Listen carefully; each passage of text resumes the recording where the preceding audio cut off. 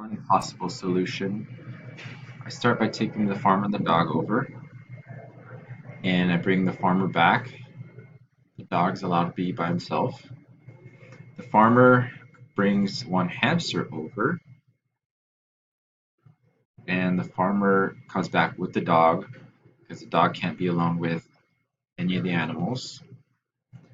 Then the boy brings the other hamster over, and the boy brings the boat back.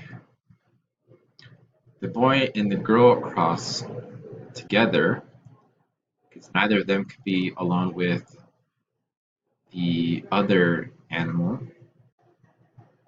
The girl comes back.